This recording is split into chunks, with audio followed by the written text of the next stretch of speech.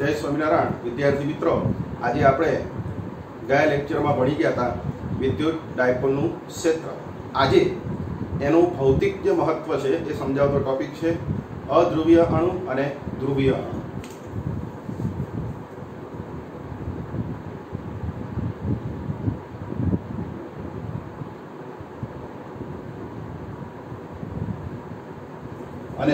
ध्रुवीय अणु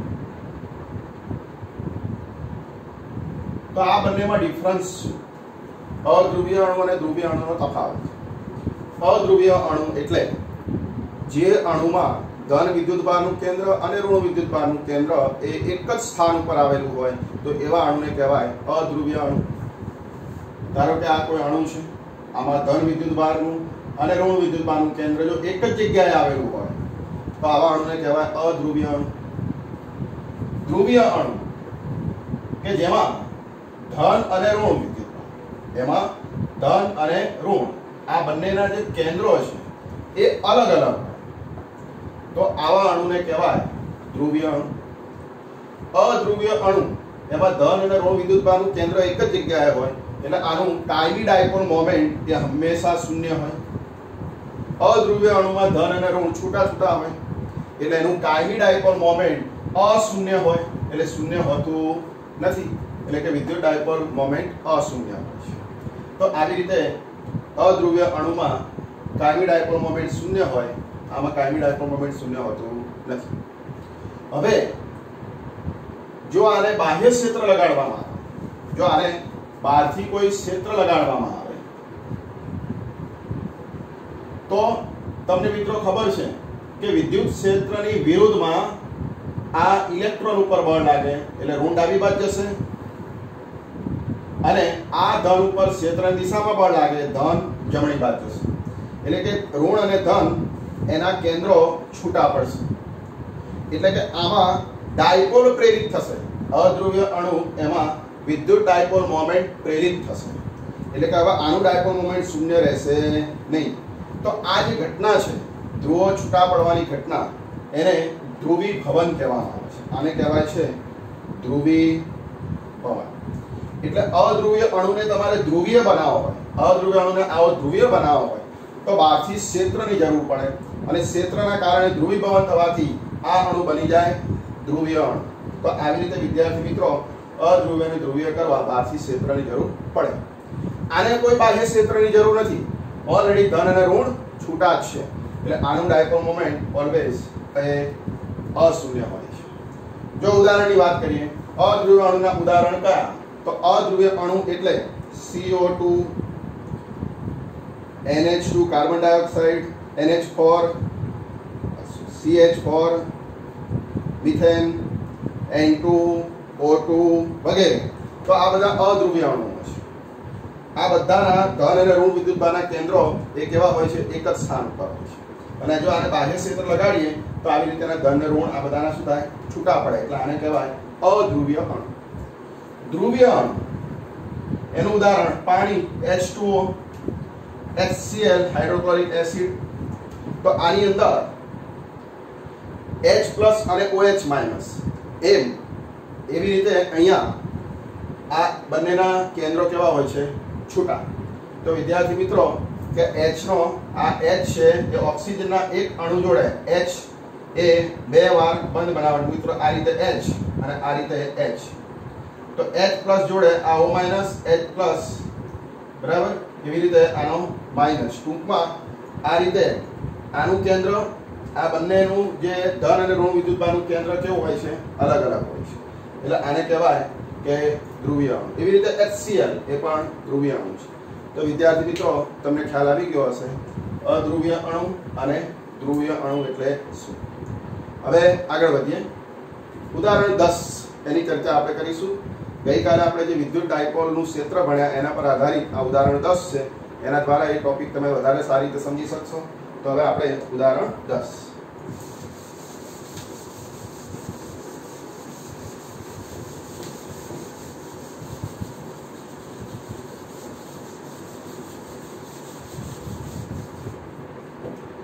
उदाहरण 10 ની રકમ આ પ્રમાણે છે વિદ્યાર્થી મિત્રો હું રકમ લખતો નથી પણ આકૃતિ દ્વારા તમને ખ્યાલ આવી જશે. આ રીતે +10 માઇક્રોકુલમ અને -10 માઇક્રોકુલમ આવા બે બિંદુઓ વિદ્યુત ભારો એકબીજાથી 5 mm ના અંતરે મૂકેલા છે અને એ નામ આપ્યા અને બી નામ આપીએ. તો આનું જે મધ્ય બિંદુ છે ત્યાંથી 15 સેન્ટીમીટર દૂર જમણી બાજુ એટલે કે આ પ્લસ વિદ્યુત ભાર તરફ અક્ષ ઉપર અહીંયા પી બિંદુ પાસે વિદ્યુત ક્ષેત્ર કેટલું? વિદ્યુત ક્ષેત્ર શોધો. અને બીજા નંબરે આ આકૃતિ એ છે. બીજા નંબરે આ રીતે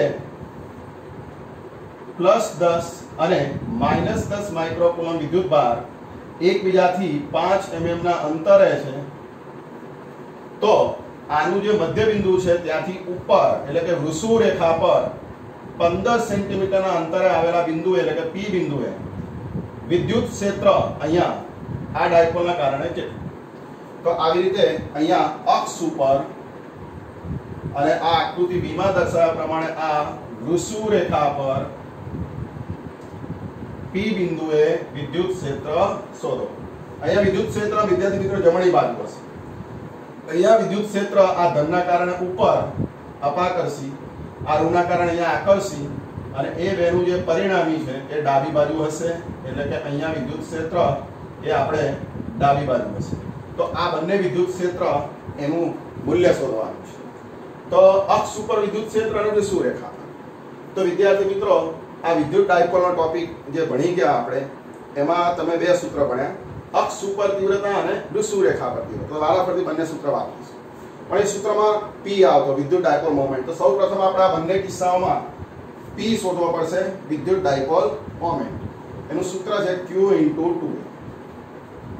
Q એટલે આ બેમાંથી કોઈ વિદ્યુત ભારનું મૂલ્ય 10 માઇક્રોકુલમ છે તો એના કુલમ 10 × 10⁻⁻, માઇક્રો એટલે માઈનસ 2a. 2a એટલે વિદ્યાર્થી મિત્રો તો 2a એટલે આ લંબાઈ ડાયપોલની, આને કહેવાય 2a. 2a બરાબર 5 mm. તો અહીંયા 5 mm ના મીટર 5×10⁻3. તો વિદ્યાર્થી મિત્રો આનું સાદુરૂપ થાય 50 × 10⁻9. એક બિંદુ કાઢી નાખીએ તો 5 × 10⁻8 એકમ કુલમ મીટર. આ ડાયપોલ મોમેન્ટ છે.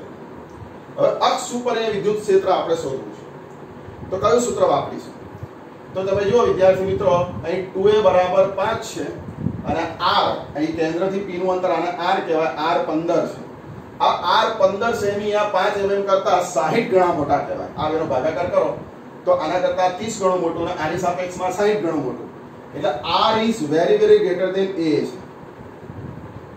અને જો r is very greater than a હોય તો વિદ્યુત ક્ષેત્ર શોધવાનું સૂત્ર અક્ષ ઉપર, આ અક્ષ છે એટલે એને ઇંગ્લિશમાં કહેવાય અક્ષિસ, એ.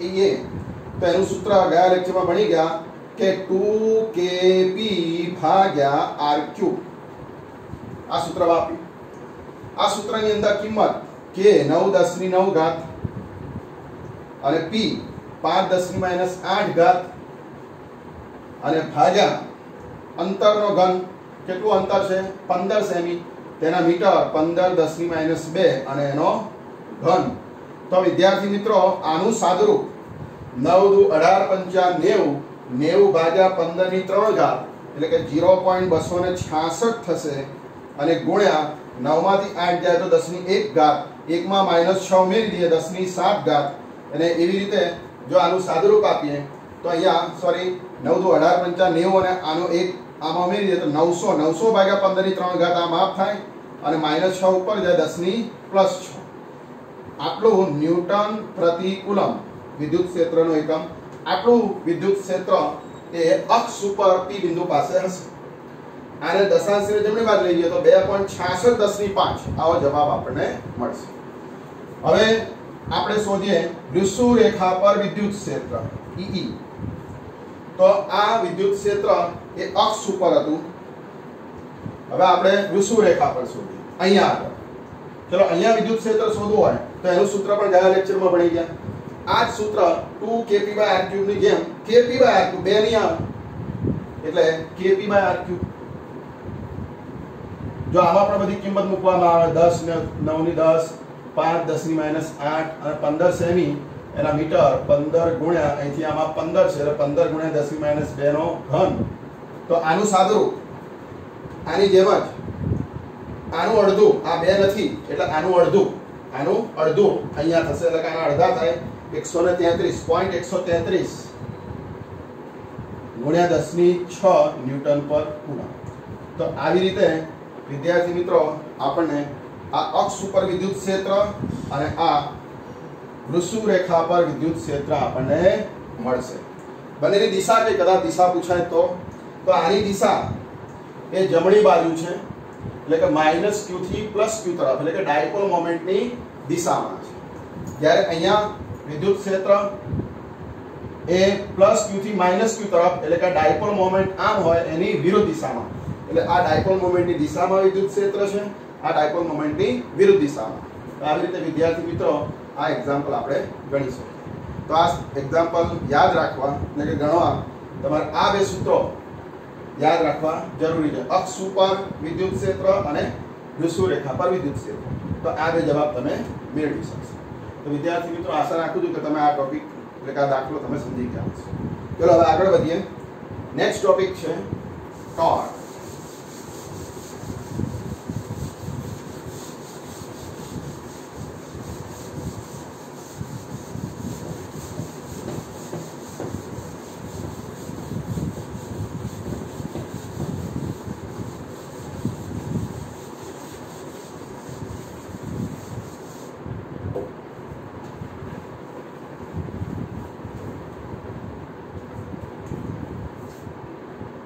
સમાન બાહ્ય વિદ્યુત ક્ષેત્રમાં ડાયપોલ પર લાગતું ટોર્ક એનું સૂત્ર એ આપણે મેળવવું છે. ચલો આ સૂત્રને મેળવવા સૌપ્રથમ આપણે ડાયપોલ ધારીશું. ધારો કે આ -q અને અહીંયા +q. આવી રીતે -q અને +q એવા બે વિદ્યુતભાર ધરાવતો આ એક વિદ્યુત ડાયપોલ છે. આનું ડાયપોલ મોમેન્ટ આ બંનેને જોડતી રેખા પર -q થી +q તરફ છે. ડાયપોલનું મધ્યબિંદુ O છે અને સમાન બાહ્ય વિદ્યુત ક્ષેત્ર એની અંદર આ ડાયપોલ મૂકેલો છે. હવે સમાન બાહ્ય વિદ્યુત ક્ષેત્ર કઈ દિશામાં? તો ઉપર તરફ. માની લો કે સમાન બાહ્ય ક્ષેત્ર આમ વિદ્યુત ક્ષેત્ર ઉપર તરફ છે એટલે આમ ઉપર જતું વિદ્યુત ક્ષેત્ર સમાન છે અને એમાં ડાયપોલ આમ ત્રાસો મૂકેલો છે એટલે કે થીટા ખૂણે. જો અહીંયા આ ડાયપોલ થીટા ખૂણે મૂકેલો છે. આ ડાયપોલ મોમેન્ટ P, આ વિદ્યુત ક્ષેત્ર E, એ બંને વચ્ચેનો ખૂણો થીટા છે. તો આના પર કેટલું ટોર્ક લાગે? પ્રશ્ન છે ટોર્ક. તો ટોર્ક માટે સૌપ્રથમ આપણે બળ શોધીએ કે આ +q વિદ્યુતભાર ઉપર તમને મિત્રો ખબર છે કે વિદ્યુત ક્ષેત્રની દિશામાં બળ લાગે. +q ઉપર આ વિદ્યુત ક્ષેત્રની દિશામાં બળ લાગે અને કેટલું હોય? +q. આ -q ઉપર વિદ્યુત ક્ષેત્રના કારણે ક્ષેત્રની વિરુદ્ધમાં, ક્ષેત્ર ઉપર છે તો આમાં બળ નીચે તરફ લાગશે, QE. તો આવી રીતે વિદ્યાર્થી મિત્રો બે બળો ડાયપોલ ઉપર લાગશે. ધન વિદ્યુતભાર ઉપર +QE, ઋણ વિદ્યુતભાર ઉપર -QE. તો આ બંનેનું કુલ બળ, એટલે +QE વત્તા -QE એટલે કુલ બળ 0 થશે. આ બંનેનો સરવાળો કુલ બળ 0 થશે. એટલે આ ડાયપોલ રેખીય ગતિ નહીં કરે. આ ડાયપોલ ધારો કે આમ ત્રાસો હોય ઉપર નહીં જાય કે નીચે પણ નહીં જાય એટલે કે રેખીય સ્થાનાંતર કરશે નહીં. પણ આ બંને બળો એના સ્થાન અલગ અલગ છે. અલગ અલગ બિંદુ પર બંને બળો લાગે છે. એટલે કે બંને બળો એક રેખસ નથી. આને લંબાવો અને આને લંબાવો તો બંને બળો એક રેખસ થતા નથી, ભેગા થતા નથી. એટલે આના પર શું લાગશે? ટોર્ક. તો ટોર્કની વ્યાખ્યા તમે ભણી ગયા છો. ટોર્કની વ્યાખ્યા આ પ્રમાણે છે કે ઉગમ બિંદુ પર આધારિત ન હોય એવી ટોર્કની આ વ્યાખ્યા છે. બળ યુગ્મમાં ટોર્ક એની એક વ્યાખ્યા 11મા ધોરણમાં તમે ભણી ગયા છો. આને બળ યુગ્મ કહેવાય. આ બંને બળો સમાંતર છે, એક રેખસ નથી અને સમાન મૂલ્યના છે એટલે એને કહેવાય બળ યુગ્મ. અને બળ યુગ્મમાં ટોર્કની વ્યાખ્યા બેમાંથી એક બળનું માન, બેમાંથી એક બળનું મૂલ્ય ગુણ્યા બે બળો વચ્ચેનું લંબ અંતર. બે બળો વચ્ચેનું લંબ અંતર. વિદ્યાર્થી મિત્રો, બળનું મૂલ્ય તો તમે જાણો છો, QE અનુમાન, એટલે અહીં લખીશું QE ગુણ્યા બે બળો વચ્ચેનું લંબ અંતર. આ બંને વચ્ચેનું લંબ અંતર કેટલું? તો એ લંબ અંતર શોધવા, વિદ્યાર્થી મિત્રો, આ લંબ અંતર શોધવા માટે આપણે એક આડી લાઈન દોરીએ જો અહીંથી, તો આ લંબ અંતર કહેવાય બે બળ વચ્ચે. હવે કેવી રીતે શોધાય? તો એના માટે આ ખૂણાની જરૂર પડે. આ π/2 અને થીટા હોતા π/2 માઈનસ થીટા થાય. જો આનો cos લેવામાં આવે તો cos π/2 માઈનસ થીટા એટલે sin થીટા. તો sin થીટા બરાબર એટલે કે cos π/2 માઈનસ થીટા બરાબર પાસેની બાજુ, આ પાસેની બાજુ ભાગ્યા કર્ણ. હવે આખી લંબાઈ 2a છે, આખી લંબાઈ 2a છે એટલે આ બે લંબાઈ શું થશે? a લંબાઈ થશે. એટલે આનો જો cos લેવામાં આવે તો પાસેની બાજુ ભાગ્યા a, એટલે પાસેની બાજુ બરાબર a ગુણ્યા cos π/2 માઈનસ થીટા એટલે કે a sin થીટા. એટલે આ લંબાઈ a sin થીટા થાય. એવી રીતે આ લંબાઈ પણ a sin theta, a sin theta હોય તો a sin theta, 2a sin theta એટલે અહીંયા 2a sin થીટા થશે. જો આનું સાદુરૂપ આપીએ તો q * 2a, આ 2a આગળ લઈ દઈએ તો q * 2a e sin theta. હવે આ બેનો ગુણાકાર એને વિદ્યુત ડાયપોલ મોમેન્ટનું મૂલ્ય કહેવાય એટલે p e sin થીટા. આવું સૂત્ર થશે. તો આને કહેવાય સમાન વિદ્યુત ક્ષેત્રમાં, સમાન વિદ્યુત ક્ષેત્રમાં ડાયપોલ પર ટોર્કનું સૂત્ર. હવે આ સૂત્રમાં જે થીટા છે એ p અને e વચ્ચેના ખૂણા ઉપર, આ p અને e વચ્ચેનો ખૂણો છે.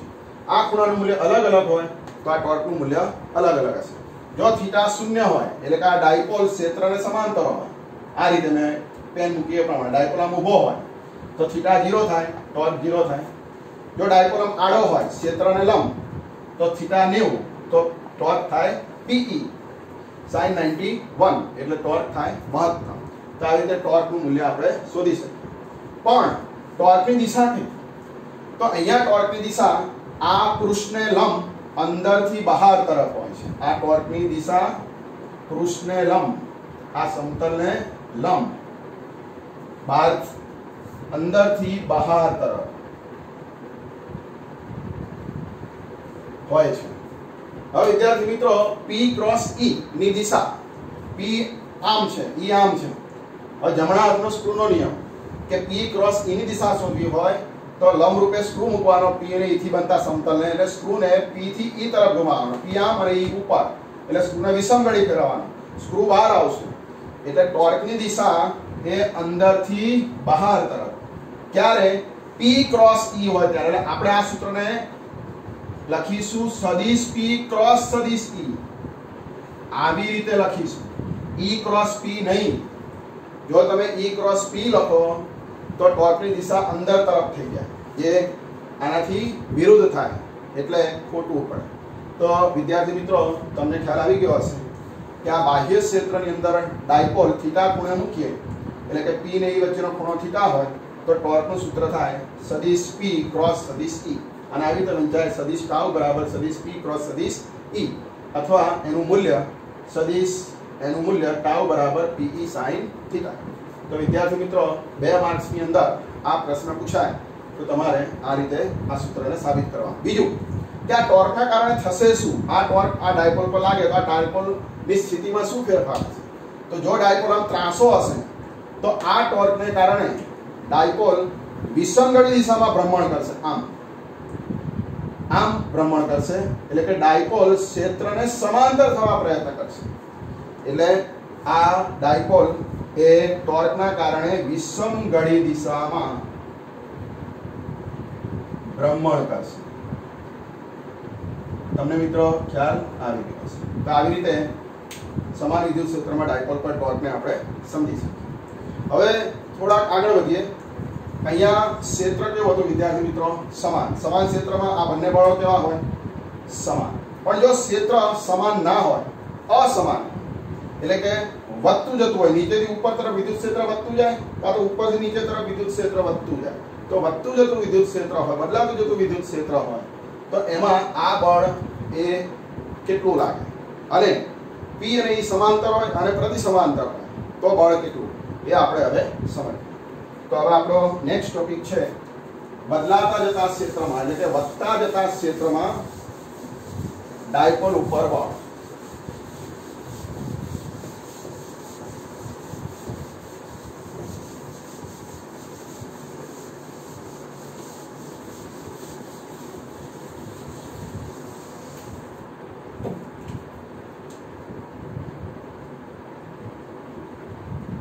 વિદ્યુત ક્ષેત્ર સમાન ન હોય અથવા વધતું જતું હોય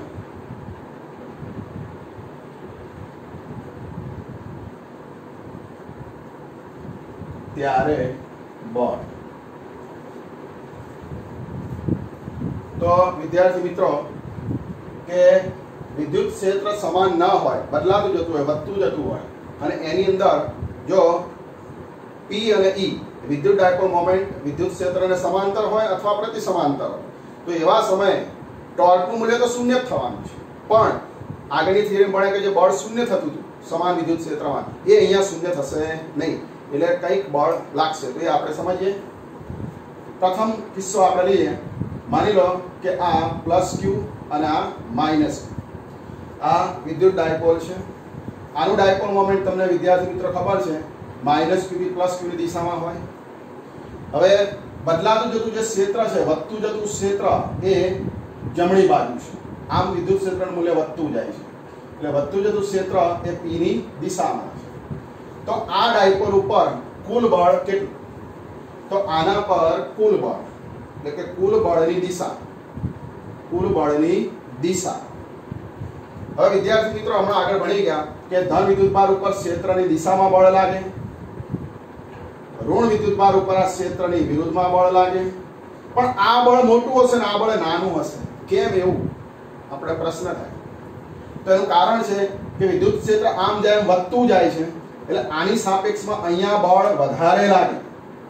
તીવ્રતા અહીં કરતા અહીં વધારે હોય તો અહીંયા બળ પણ અહીં કરતા અહીં કેવું હોય? વધારે. એટલે આ સદિશ મોટો દોરવાનો, એટલે અહીંયા જે બળ છે +q પર બળ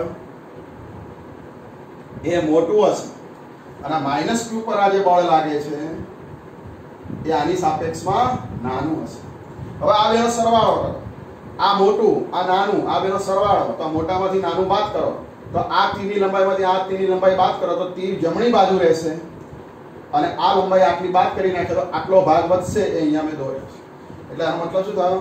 કુલ બળની દિશા એ વધતા જતા વિદ્યુત ક્ષેત્રની દિશામાં છે. અહીંયા લખીશું વધતું વિદ્યુત ક્ષેત્ર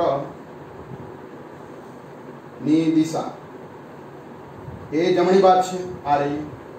તો કુલ બળની દિશા વધતા વિદ્યુત ક્ષેત્રની દિશામાં આવે છે. ક્યારે વિદ્યાર્થી મિત્રો? P અને E સમાંતર હોય ત્યારે.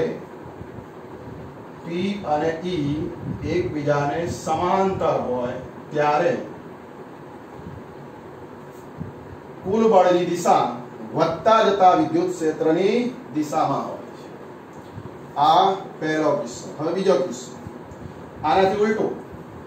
જો ડાયપોલને આપણે આ રીતે ધારવામાં આ +q ના બદલે -q, -q ના બદલે +q, તો ડાયપોલ મોમેન્ટની દિશા કઈ થશે?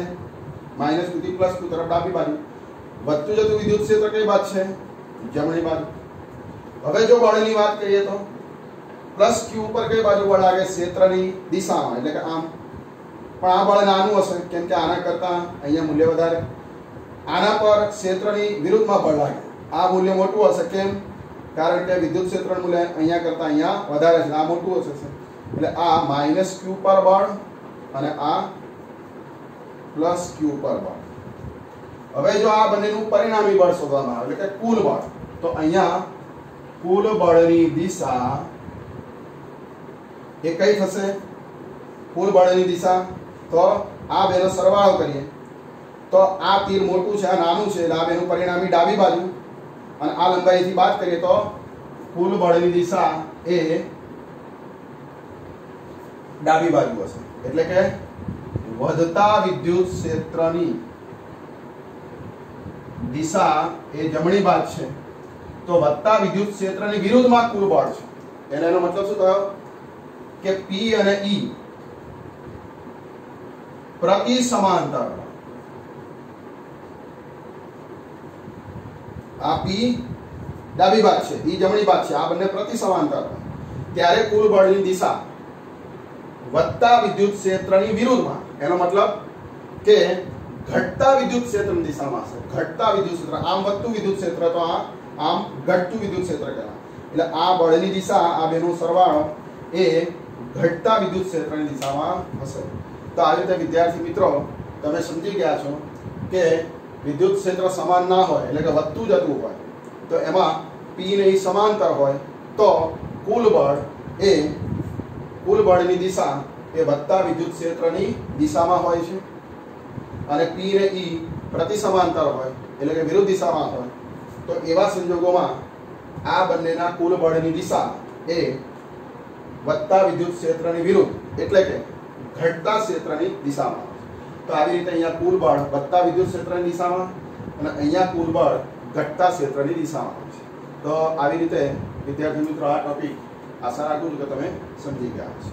અને આના પરથી ઘર્ષણ વિદ્યુતને લગતો એક ટોપિક આગળ આપણે ભણી ગયા હતા કે કાંસકાને આપણે ફળ સાથે ઘસીએ અને કાગળના ટુકડા નજીક લઈ જઈએ, પ્લાસ્ટિકના કાંસકાને, તો કાગળના ટુકડા નાના નાના એના તરફ આકર્ષાય છે. તો એનું કારણ પણ આવું જ છે, એ આપણે થોડું સમજી લઈએ તો તમે વધારે સારી રીતે આ ટોપિક સમજી શકશો. તો વિદ્યાર્થી મિત્રો ઘર્ષણ વિદ્યુતનો એક પ્રયોગ ફરી એકવાર ડાયપોલના સંદર્ભમાં આપણે સમજવાનું છે. અગાઉના લેક્ચરમાં પણ ભણી ગયા, પણ એમાં ડાયપોલની આપણે વાત નહોતી કરી. તો હવે ઘર્ષણ વિદ્યુતનો જે પ્રયોગ છે કે આ રીતે કાંસકો છે, માની લો આ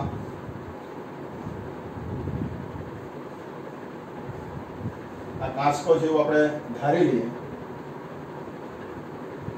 આ કાંસકો છે અને એનો અણીવાળો ભાગ છે કાંસકાનો. આને ફળ સાથે ઘસવામાં આવે તો આના પર પ્લાસ્ટિકનો સળિયો છે, એટલે કે પ્લાસ્ટિકનો કાંસકો છે, અને આ ફળ સાથે ઘસતા આના પર ઋણ વિદ્યુત ભાર પ્રેરિત થાય. એ વિદ્યાર્થી મિત્રો તમને ખ્યાલ છે કે આના પર વિદ્યુત ક્ષેત્ર ઋણ જમા થાય કાંસકા ઉપર, પ્લાસ્ટિકના કાંસકા. હવે આ ઋણ વિદ્યુત ક્ષેત્ર અસમાન છે, એટલે આનું વિદ્યુત ક્ષેત્ર આવું અસમાન હશે, આવું અસમાન વિદ્યુત ક્ષેત્ર હશે. એટલે કે કાંસકાનું જે વિદ્યુત ક્ષેત્ર આ ઋણ વિદ્યુત ભારના કારણે એ અસમાન હશે અને એની દિશા ઋણ તરફ, અંદર તરફ. ઋણ એટલે ત્રિજ્યાવર્તી દિશામાં, ઋણનું વિદ્યુત ક્ષેત્ર અંદર જતી દિશામાં, એટલે અસમાન ક્ષેત્ર અંદર જતી દિશા. હવે કાગળનો ટુકડો, આ કાગળનો ટુકડો છે, એને આ કાંસકાની નજીક મૂકવામાં આવે તો આ કાંસકાની નજીક મૂક્યા કાગળનો ટુકડો એ તટસ્થ હોય, પ્રારંભમાં તટસ્થ હોય, એટલે જેટલો ધન એટલો ઋણ વિદ્યુત ભાર. હવે આ ઋણ છે એ આમાં રહેલા ઋણ ઉપર અપાકર્ષી બળ લગાડે, એટલે દૂર જાય અને ધન વિદ્યુત ભાર અહીંયા સ્થિર થાય, એટલે કે અહીંયા મુક્ત થાય.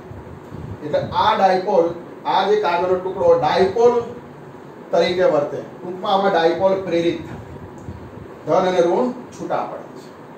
હવે અહીંયા વિદ્યુત ક્ષેત્રનું તીવ્રતા વધારે છે, એટલે આ ઋણ વડે ધન ઉપર આકર્ષી બળ વધારે લાગશે. આ ઋણ વડે આ ઋણ ઉપર અપાકર્ષી બળ એ ઓછું લાગશે, કારણ કે અહીંયા વિદ્યુત ક્ષેત્ર આની સાપેક્ષમાં ઓછું પ્રબળ છે, એટલે અહીંયા બળ ઓછું અને અહીંયા બળ વધારે. એટલે પરિણામી બળ, આ બંનેનું પરિણામી બળ તે બળ લાગશે ઉપર, એટલે કાગળનો ટુકડો કાંસકા તરફ આકર્ષાય છે અને કાગળના ટુકડા કાંસકા સાથે ચોંટી જાય છે. તો આવી રીતે વિદ્યાર્થી મિત્રો કાંસકાનું વિદ્યુત ક્ષેત્ર અસમાન હોય છે, નીચેથી ઉપર તરફ જતા વધતું જતું હોય છે, એટલે કાગળનો ટુકડો કાંસકા તરફ આકર્ષાય છે. પ્લાસ્ટિકનો કાંસકો હોવો જરૂરી છે, લોખંડનો નહીં. આ પ્લાસ્ટિકનો હોય તો જ આ શક્ય બને. એટલે પ્લાસ્ટિકના કાંસકાને ફળ સાથે ઘસી કાગળના ટુકડા નજીક લઈ જતા કાગળના ટુકડા કાંસકા તરફ આકર્ષાય. તો એવું આપણે આ પ્રયોગની અંદર સમજ્યા. તો આશા રાખું છું કે વિદ્યાર્થી મિત્રો આજના દરેક ટોપિક તમે સમજી ગયા હશો. તો ટેક્સ્ટબુકમાંથી નોટની અંદર આ દરેક ટોપિકના જવાબો એ લખશો અને તૈયાર કરશો. તો આજે આટલું રહેવા દઈએ છીએ. ત્યાં સુધી આટલું તૈયાર કરવું. તો નેક્સ્ટ લેક્ચરમાં જે નવો ટોપિક આવતો હશે એની ચર્ચા આપણે કરીશું. જય સ્વામિનારાયણ.